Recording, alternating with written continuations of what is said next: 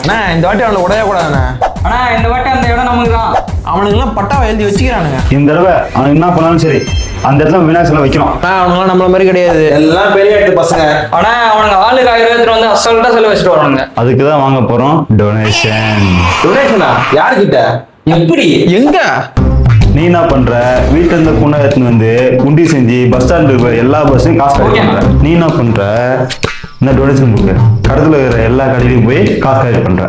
நீ என்ன அப்ப நானு அவன் 2 பேர் காசு கலெக்ட் பண்ணி என்கிட்ட வந்து தராங்களா இல்ல அப்படியே போறாங்கன்னு பாக்குறேன். மொத்தம் 20,000 கலெக்ஷன் இருக்கணும்.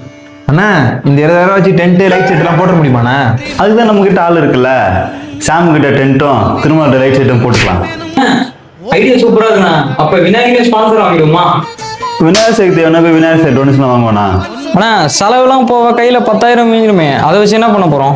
இதை வச்சு இன்னும் பூஜை பண்றது. விநாயகர் சிலையை கரைச்சிட்டு அடுத்த நாள் வாங்க டூருக்கு போகலாம். அண்ணா டூர் போவோமா? ஆமா, யார் நீ? டொனேஷன் வாங்கும்போது பார்க்கல, விநாயகர் வாங்கும்போது பார்க்கல, கரைக்கும் போது பார்க்கல, ஆனா டூருக்கு போடுற மட்டும் கரெக்டா வந்து நிக்கிற.